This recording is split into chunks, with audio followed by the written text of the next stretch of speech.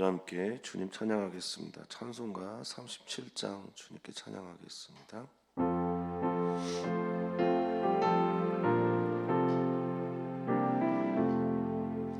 주 예수 이름 높이어 다 찬양하여라.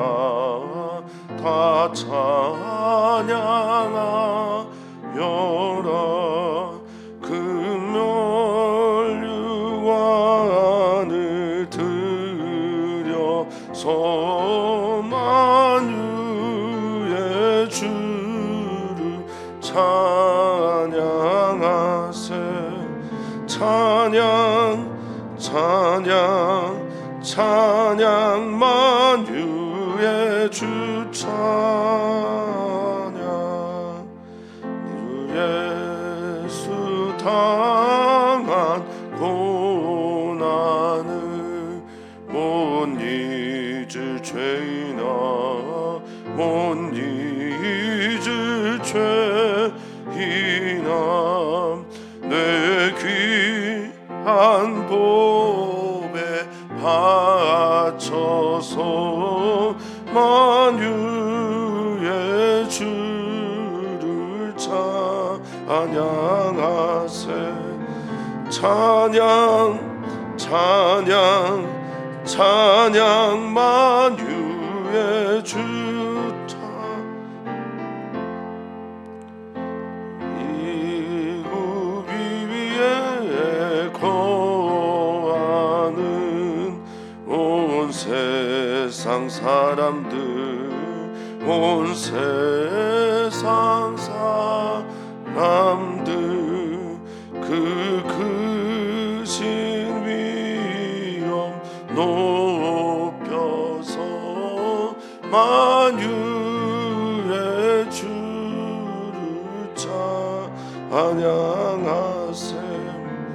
찬양 찬양 찬양 만유의 주 찬양. 주 믿는 성도 다 함께 주 앞에 엎드려 주 앞에 엎드려 무궁한 노래 불러서 만유의 주를 찬양 찬양 찬양 만유의 주 찬양. 아멘. 아멘.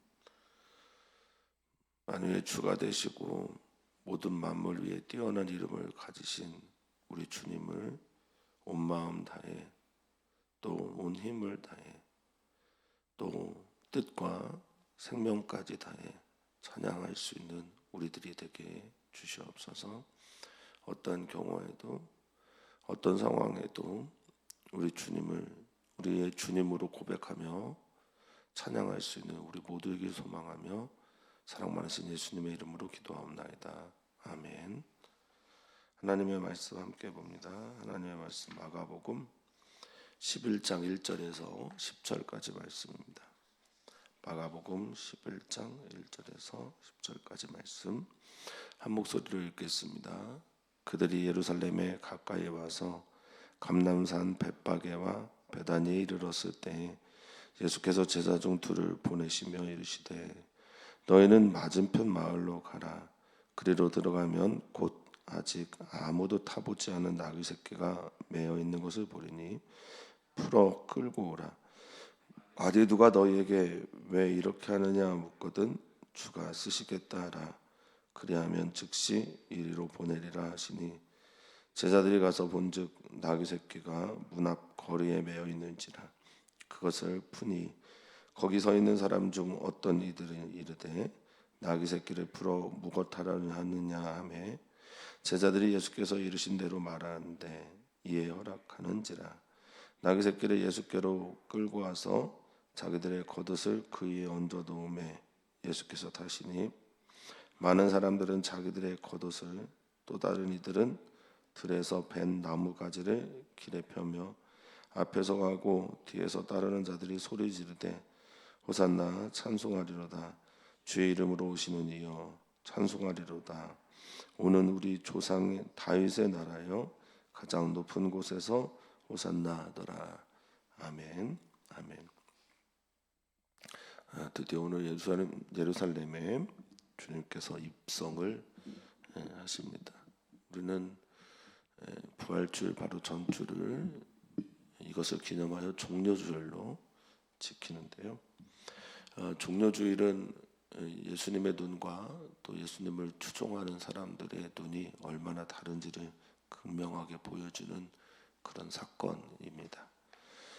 예루살렘 입성의 목적이 또 서로 다름을 보여주는, 그것을 보여주는 게 종려주일의 이야기이고, 그 사람들이 또 신기하게도 일주일도 되지 않는 그 시간에 그렇게 따르던 예수님을 부인하고 부정하고 심지어 십자가에 못 박아 죽이라라고까지 말하는 아이러니한 일들을 우리는 보게 될 겁니다.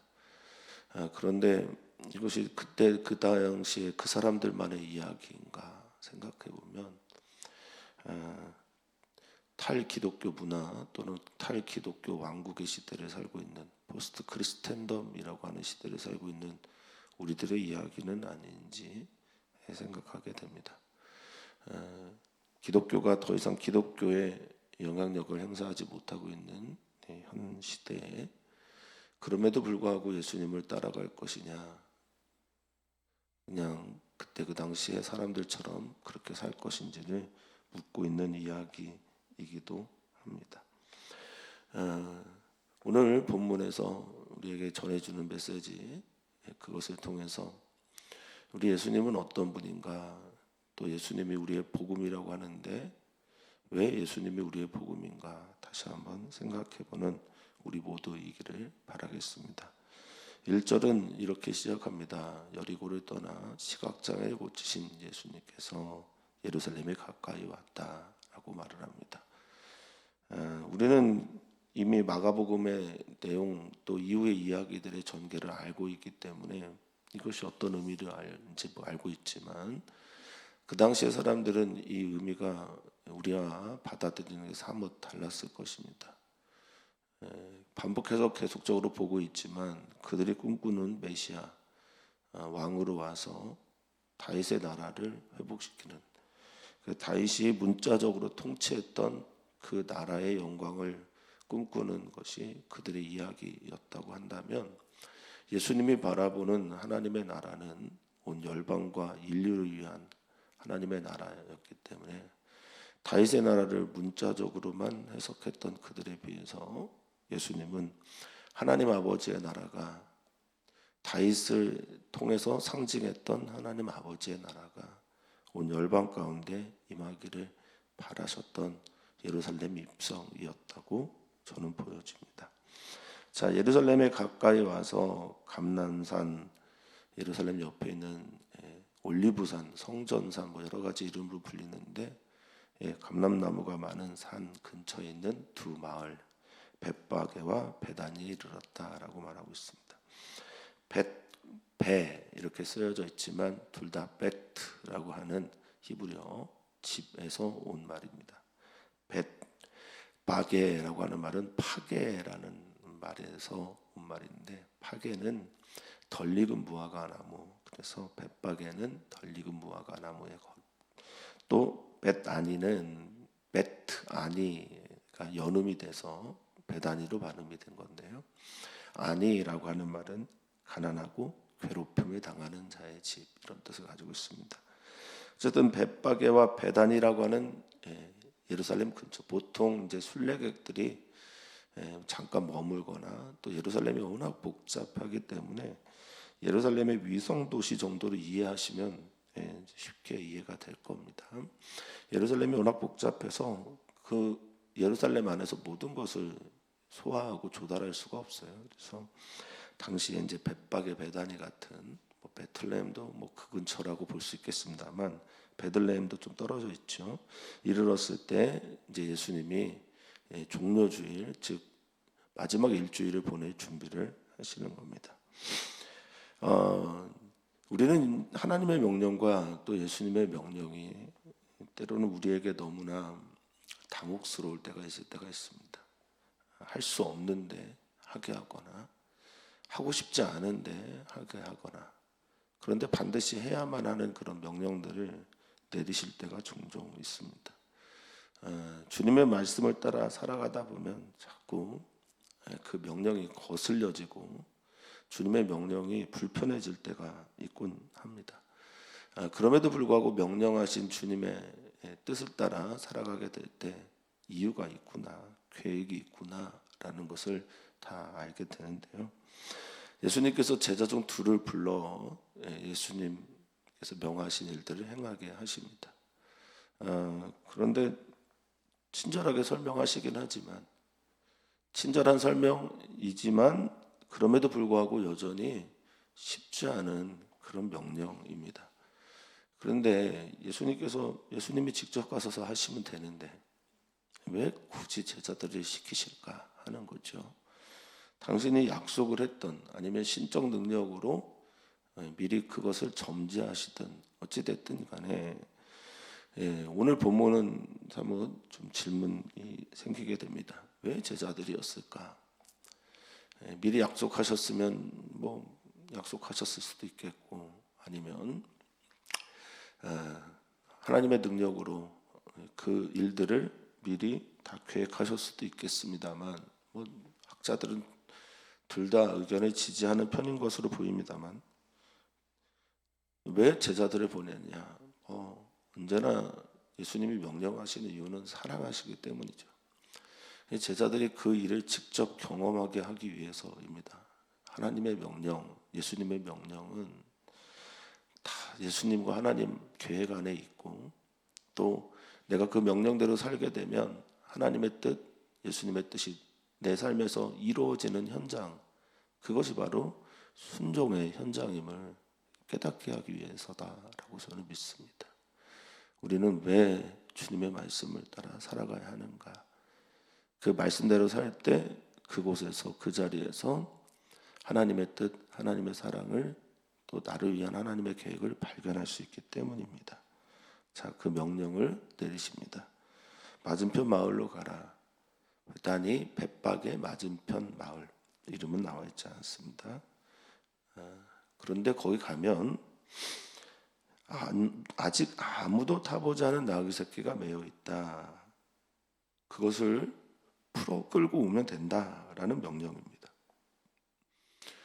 뭐 내가 누구에게 가서 미리 말을 해뒀으니 그래서 가져와라 이런 것 아니고 그냥 맞은편 마을 가서 아무도 타보지 않은 나귀 새끼가 있으면 그냥 그거 끌고 오면 된다라는 겁니다.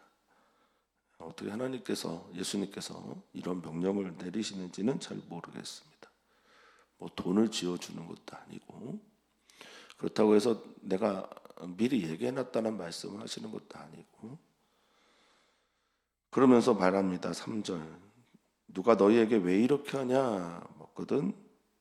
저는 이 본문 중에 핵심적인 단어라고 생각하는데 주께서 쓰시겠다고 해라. 사실 우리 게 없습니다. 우리의 몸도 우리가 가지고 있는 혹시 재산이라고 하는 것도 또 우리가 가지고 있는 모든 시간도 우리 게 아니지요. 주님이 쓰시겠다 하면 아멘하고 그 쓰임에 맞게 살아야 되는 것이 종된 삶의 모습이라고 할 수 있겠습니다. 이 주께서 쓰시겠다 해라라고 하는 이 나귀 새끼 말입니다.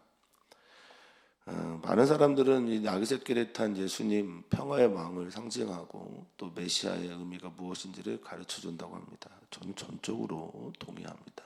나귀도 아니고 나귀 새끼고 말이면 군주를 상징하니까 당시 로마가 했던 것처럼 말을 타고 들어오면 그래 전쟁의 신 뭐 전쟁을 일으키는 왕 이렇게 이해할 수도 있겠는데 나귀 새끼 얼마나 겸손한 모습입니까? 그런데 이것은 어떻게 보면 예수님의 지금까지 삶을 말씀해주는 이야기가 아닌가 싶기도 합니다. 하나님 아버지를 그의 주님으로, 나의 아버지를 내 모든 것을 맡겨 드릴 수 있는 그런 유일한 주님으로 이해하고 계셨던 주님은 지금까지 아버지께서 쓰시겠다 하면 그 모든 것에 자신을 내어드린 삶, 자기를 비우고 종의 형체를 입었다라고 하는 그 얘기처럼 하나님 아버지께 모든 것을 드린 삶이 바로 예수님의 삶이 아니었나 싶습니다. 주가 쓰시겠다. 예수님이 그렇게 하나님 아버지께 쓰임을 받았고 우리도 모두 주님이 쓰고자 하면 그렇게 내어드려야 되지 않나 이런 마음이 듭니다. 주가 쓰시겠다. 그리하면 즉시 이리로 보낼 거다라고 말합니다. 제자들이 이 말에 대해서 아무런 토를 하지 않고 그렇게 순종하며 나아갑니다. 우리도 그렇게 되기를 소망합니다. 주님의 말씀 앞에 서서 주님이 명하시면 주님의 명령이다라고 여겨지시면 정말 순종하는 그런 마음들이 우리 교회, 우리 사랑하는 성도님들에게 있으시기를 바라겠습니다. 자, 4절입니다. 제자들이 가서 본즉 이렇게 시작을 하는데 이 보다라는 말, 만나다라는 헬라어를 번역한 겁니다. 휴리스코라고 해서 만나다라는 뜻입니다. 그러니까 가서 본 게 아니라 가서 진짜 그 일을 경험하게 된 거예요. 그러니까 여기는 원어의 그 느낌이 조금 더 살아야 된다고 생각을 합니다. 가서 본 거는 본 거죠. 그런데 가서 진짜 그 일을 경험하게 되는 거는 다른 거죠. 그러니까 가서 봤는데, 가서 만났는데, 가서 경험했는데 보니까 진짜로 그런 일이 일어나게 된 거죠. 그래서 이 휴리스코라는 말에는 우연히 만나다라는 뜻도 있습니다. 내 생각과 내 어떤 경험을 넘어서는 그런 만남을 말하는 거죠. 제자들이 가서 본즉 나귀 새끼가 진짜 문 앞거리에 메어 있는 거예요. 근데 예수님의 명령과 달리 맞은편 마을에 가면 뭐 있다라는 명령, 그 명령과 다르게 여기는 문 앞 거리라고 하는데요. 이 거리가 그냥 가까운 거리가 아니라 암프론이라고 하는 이 헬라어를 썼는데 이게 번화한 거리인 거예요. 사람이 무척 많이 다니는 그런 거리를 말합니다. 그러니까 두 길이 만나고 번화가이고 그냥 한두 명 있는 그런 골목길이 아닌 거죠. 사람이 없는 곳이 아니에요. 그러니까 사람이 많은 그곳에 가서 저작거리에 가서 그냥 그 나귀 새끼를 끌고 오는 거예요. 그것을 푸는 거예요. 제가 개인적으로 참 좋아하는 소설 톨스토이가 쓴 바보 이반 이야기라는 책에 바보 이반처럼 그렇게 미련하게 아무 말 하지 않고 가서 풀어버립니다. 사람들이 얼마나 어이가 없겠어요. 그래서 묻습니다. 나귀 새끼를 풀어 무엇 하려고 하는데 했더니 똑같이 대답합니다. 6절입니다. 제자들이 예수께서 이르신 대로 주께서 쓰시겠다라고 했겠죠. 여기 이르시다라는 말은 우리 말은 말한 대로 이렇게 돼 있지만 원어적으로 보면 명령하신 대로입니다. 주님이 명령하신 그대로 대답합니다. 이게 원래 제자의 삶이죠. 예수님이 사신 대로 살고 예수님이 명령하신 대로 살고 예수님이 말씀하신 대로 그대로 사는 것. 이게 제자들의 삶이죠. 삶의 이야기를 그대로, 제자들의 삶의 이야기를 그대로 보여주는 본문입니다. 명령하신 대로 주님이 쓰시겠다고 합니다라고 하니까 그들이 허락합니다. 이에 허락하다라는 말, 허락하다라는 말은 마가복음에서 굉장히 중요하게 많이 쓰였습니다. 아피에이미라는 단어죠. 아피에이미라는 단어는 뭔가를 버려두고 따르다라고 할 때도 이거를 쓰고요. 죄를 용서하다라고 할 때도 이 아피에이미를 쓰고, 그리고 지금처럼 허락하다, 이해를 구하다라고 할 때도 이 단어를 씁니다. 많이 쓰이는 단어입니다. 아포라는 단어와 헤이미라는 단어, 학자들마다 조금 다른데, 아포는 몸으로부터, 헤이미는 던져놓다 이런 뜻을 가지고 있고, 이거를 에이미로 해석하는 사람들은 에이미는 있다, 존재하다니까 존재에서 벗어나다 이런 뜻을 가지고 있습니다. 근데 지금은 이제 던져놓다라는 의미가 더 가깝겠죠. 그러니까 내가 여기에 있는 나의 의지들을 던져놔야 허락이 됩니다. 어쨌든 아포 헤이미, 즉 아피에미라는 단어를 써서 이것을 받아들이고 자기의 의기를 던져놓으면서 허락하게 됩니다. 자, 그리고 이 나귀 새끼를 예수님께 끌고 옵니다. 나귀 새끼가 처음으로 엄마 품을 떠나는 거고요. 처음으로 누군가를 태우는 겁니다. 그러니까 첫 열매의 느낌처럼 나귀 새끼를 받아들이고 있죠. 사랑하는 성도님들은 예수님이 등에 타실 만한 나귀 새끼 되고 계신지 모르겠습니다. 예수님이 내 등에 타고 아니면 내 인생의 배에 올라서 키를 잡고 계신지 모르겠습니다. 사랑하는 성도님들의 인생의 배에 예수님이 오르셔서 닻이 되고 계신지 아니면 돛이 되고 계신지 아니면 또 키를 잡고 항해하고 계신지 모르겠습니다. 키를 내가 잡고 있어도 뒤에서 조종하는 선장이 예수님인지 모르겠습니다. 사랑하는 성도님들의 등에는 예수님이 타고 계십니까? 사랑하는 성도님들의 마음에는 예수님이 주인 되고 계십니까? 자, 어쨌든 그 나귀 새끼를 예수님께 끌고 와서 자기들의 그 겉옷을 그 위에 얹어 놓습니다. 그리고 예수님이 그 위에 타십니다. 얹어 놓다라는 말은 에피발로라는 나옵니다. 던지다라는 발로와 에피, 그 위에 놓다라는 건데, 이것은 내가 사랑하고 존경하는 분을 위해서 나의 가장 소중한 것을 드립니다. 나는 당신의 종입니다. 혹은 나는 당신을 참 존경합니다 라는 의미 등을 담고 있습니다. 사랑하는 성도님들은 무엇을 주님께 던지고 또 그 위에 주님이 오르기를 원하고 계신지요? 저는 우리의 물질이 그랬으면 좋겠고, 사랑하는 성도님들의 몸이 그랬으면 좋겠고, 사랑하는 성도님들의 자녀들도 그랬으면 좋겠습니다. 주님, 내 물질 위에 타십시오. 내 재능 위에 타십시오. 내 계획 위에 타십시오. 오늘 병원에 있는, 입원해 있는 사랑하는 성도들 위에 올라타셔서 치유하시고 만지시고 회복시키시고 주님의 일들을 행하여 주십시오. 내 재능이나 내가 주님께 맡기지 않은 많은 것들이 아무리 내 재능이 뛰어나도 그것은 그저 나를 위한 재능이 될 수밖에 없습니다. 내가 많은 물질을 가지고 있어도 그건 나를 위한 것에 불과할 수밖에 없습니다. 내가 무엇을 소유하고 있든 그것을 주님께 올려드려야, 내어드려야 주님이 그 위에 타실 수가 있는 겁니다. 사랑하는 성도님들도 그렇게 되시기를 바라겠습니다. 저도 그렇게 되기를 소망합니다.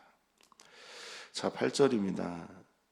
제자들의 행동과 비슷한 행동을 많은 사람들이 합니다. 겉옷을 던지고, 또 다른 이들은 들에서 벤 나뭇가지를 펴며, 피다라는 말은 스트레니미라는 단어인데 잔치를 벌이다라고 할 때 쓰는 단어라고 하네요.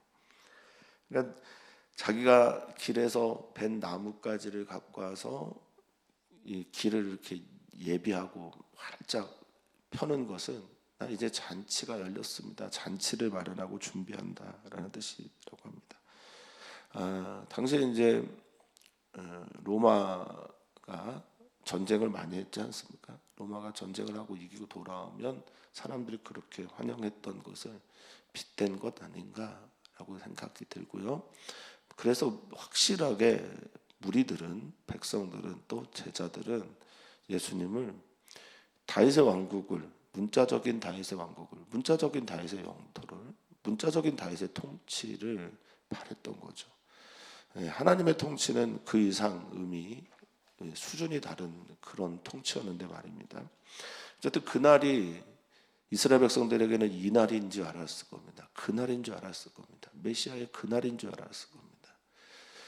날이든 시간이 다르고 하나님의 계획과 완전히 다른 시간들을 그들은 갖고 있었던 거죠. 지금 2000년 이후에 지금 이렇게 많은 사람들이 살고 있을 거라고는 그들 상상도 하지 못했을 겁니다. 자, 그들 외칩니다. 9절입니다. 앞에서 가고 뒤에서 따르는 자들이 소리를 지릅니다. 앞에 있는 사람들, 뒤따르는 사람들, 앞에서 길을 인도하는 사람들, 뒤에서 따르는 사람들 모두가 다 소리를 지릅니다. 사랑하는 성도님들, 이때 예수님 마음은 어땠을까요? 이때 예수님 마음은 평안하셨을까요? 그들의 모든 찬양을 즐기셨을까요? 그들의 그런 모든 태도들을 좋아하셨을까요? 저는 이런 본문을 보면 섬찟합니다. 내가 하는 행동을 내가 신앙적이라고 신앙생활이라고 믿고 하는 이 모든 행동을 혹시 주님께서 지금 나귀 새끼에 올라탄 마음으로 나를 바라보고 계신다면 정말 너무 마음이 괴롭습니다. 나는 예수님과 지금 같은 방향을 보고 있는 건가? 다른 방향을 보고 있는 건가? 나는 예수님과 같은 길에 서 있다고 말하고 있으나 말만인 건 아닌가? 심히 두렵습니다. 우리는 우리를 점검해야 되고 예수님 앞에 서서 예수님의 길, 같은 길을 가고 있는지, 내려가고 있는지, 십자가를 향해 가고 있는지, 누군가를 살리는 그 길을 가고 있는지를 진짜 늘 점검해야 합니다. 우리는 언제든지 이런 무리와 같은 사람들이 될 수 있습니다. 우리는 언제든지 사울이 될 수 있고 우리는 언제든지 바리새인이 될 수도 있습니다. 자, 그들이 외칩니다. 찬송합니다. 주의 이름으로 오시는 이여 호산나 찬송합니다. 이 말씀은 아마도 시편 118편 25절 26절에 있는 말씀을 아마 그들이 했을 겁니다. 시편 118편은 대표적인 메시아를 찬양할 때 쓰는 찬양시가 있는 구절이긴 한데요. 25절에 여호와여 구하옵나니 이제 구원하소서, 여호와여 우리가 구하옵나니 이제 형통하게 하소서라는 말이 시편 118편 25절입니다. 그러니까 호산나, 이제 구원하소서, 호산나 제발 구원하소서, 나를 건져 주십시오, 이런 뜻인데요. 호산나, 주님 우리를 구원해 주십시오, 찬송합니다. 주의 이름으로 오시는 이여 우리가 찬송합니다. 주님의 이름, 당신 주님이라는 겁니다. 주의 이름으로 오시는 이와 주님 차이가 없죠. 왜냐하면 이스라엘 백성들에게 쉔이라고 하는 이름은 곧 그의 인격이며 그 존재를 말하는 것이기 때문에 그렇습니다. 그러니까 당신이 주님이라는 겁니다. 나를 구원해 주십시오, 우리의 왕이여. 여기서 큐리오스라고 하는 주님의 의미는 왕이겠죠. 우리를 통치하는 왕이요, 우리를 대신해서 전쟁할 왕이요, 나의 그냥 아주 그냥 빈 속에 있는 얘기를 들여다 보면 나의 문제를 해결할 해결사요, 나의 수단이 되어 주십시오, 뭐 이런 겁니다. 나 좀 건져 주시고 나 좀 살려 주시고 나를 위한 왕으로 오십시오. 물론 맞습니다만 자신의 바람, 자신의 원함, 자신의 욕망, 자신의 것들을 좀 해결할 수 있는 그분으로 오시는 왕이요, 이렇게 부릅니다. 10절입니다. 찬송하리라다 오는 우리 조상 다윗의 나라여 가장 높은 곳에서 호산나 하더라. 더 명확해지죠. 우리 조상 다윗의 나라여, 이렇게 가장 높은 곳에서, 가장 높은 곳, 휩시스토스하고 지극히 높은 이란 뜻입니다.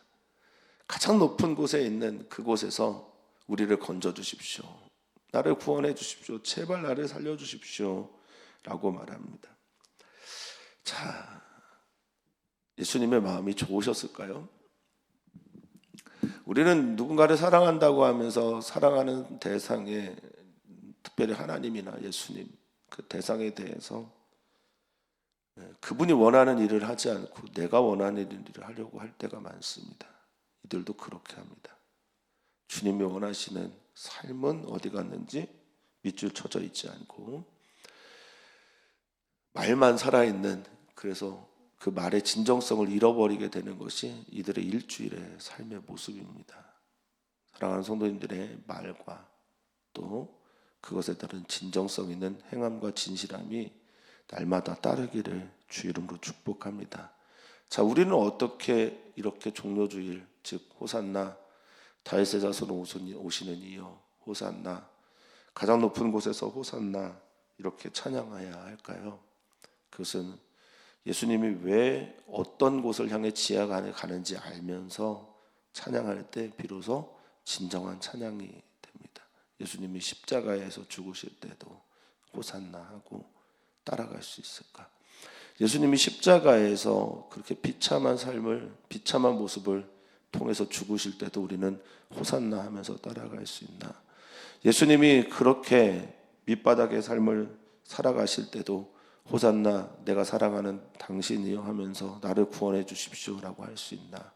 사랑하는 성도님들, 끝까지 주님 사랑할 준비가 되어 있는 마음 가지고 호산나 찬송하리로다 주의 이름으로 오시는 이여 호산나, 우리 조상 다윗의 나라여 가장 높은 곳에서 호산나 하시는 여러분들 되시기를 주의 이름으로 축복합니다. 예수님은 나귀 새끼를 일부러 타고 오셨습니다. 일부러, 의도적입니다. 이것은 스가랴 9장 9절에 있는 말씀을 성취하는 예언의 말씀이 이루어졌다라는 뜻도 있으나 우리는 예언의 말씀이 이루어졌다라는 것만으로 하나님, 예수님 이래서는 안 됩니다. 그 예언이 주는 메시지가 무엇인지를 우리는 봐야 합니다. 왜 나귀 새끼냐? 그것은 주님의 겸손, 낮아지심, 그리고 더 내려갈 곳이 있다면 더 내려가겠다라는 그런 주님의 뜻이기도 할 겁니다. 사랑하는 성도님들, 오늘 우리는 주님 앞에 서서 예수님이 우리의 복음임을, 예수님이 낮아지고 계시는 이 모든 일들을 통해서 나도 함께 낮아질 것을 결단하는 은혜의 시간이 되기를 축복합니다.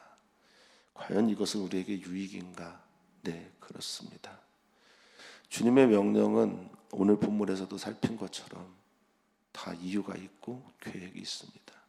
주님을 따라 낮아지게 될 때 찾아오는 하나님의 영광과 하나님의 사랑과 또 하나님을 만나는, 명령하신 대로 했더니 그대로 되는 놀라운 일들을 경험하는 오늘이 되기를 주 이름으로 축원하고 축복합니다. 오늘 우리는 기도합니다. 우리의 사랑하는 가정을 위해서 기도하고 벌써 2월 1일입니다. 2월 달에도 우리 사랑하는 모든 성도들에게 주시는 주님의 은혜가 충만할 것을 위해서 기대하고 기도하셨으면 좋겠습니다. 일터 사업을 하는 모든 분들을 축복합니다. 우리 교회의 일터에서 각자의 자리에서 일터 교회를 개척하기 위해 쓰는 우리 성도님들과 또 나의 사업장을 주님의 교회로 만들어가기를 몸부림치는 성도들을 축복합니다. 그렇게 기도해 주시면 감사하겠습니다. 또한 기도합니다. 우리 이금열 권사님과 천홍조 집사님과 남궁현 집사님 위해서 기도 계속 부탁을 드립니다. 남궁현 집사님은 어제 CT 촬영을 했는데 약간 열이 있다라는 말씀을 들었습니다. 열이 있다라는 것이 좋은 의미일 수도 있고 나쁜 의미일 수도 있는데 그것이 좋은 의미로 풀어지기를 기도 부탁을 드립니다. 남궁 집사님은 수혈을 받는데 수혈 받는 것이 잘 안 맞는지 아니면 너무 잘 맞아서 그런 건지 알 수 없으나 지금 그 모든 것들의 검사도 같이 병행하고 있다고 하니 성도님들 기도해 주시면 감사하겠습니다. 천홍조 집사님 오늘 수술합니다. 손목 터널 증후군 양쪽 다 수술하게 되시는데 하는 일이 힘듭니다. 기도 많이 해주시면 감사하겠습니다. 완전하게 치유되도록 기도 부탁드립니다. 이금열 권사님 이번 주 토요일 재활병원에서 퇴원해서 댁에서 이제 재활 치료를 진행하시려고 하는데 많은 기도를 부탁을 드립니다. 하나님, 우리는 하나님의 종입니다. 하나님의 아들이라고 하는, 또 딸이라고 하는 놀라운 영광도 누리고 있지만 하나님의 사랑이 너무나 커서 기꺼이 하나님의 종이 될 수도 있는 우리는 주님의 종입니다. 주님의 명령하시는 그곳 또 그 일 겸손하게 따르게 될 때 주가 쓰시겠다 하는 말씀 듣고 그렇게 따르게 될 때 우리는 주님의 길에서 주님을 만나는 영광을 보게 될 것입니다. 우리 사랑하는 성도들에게 2월 한 달이 그런 달이 되게 하시고 오늘이 그런 날이 되게 해 주시옵소서. 감사함 예수님의 이름으로 기도하옵나이다. 아멘.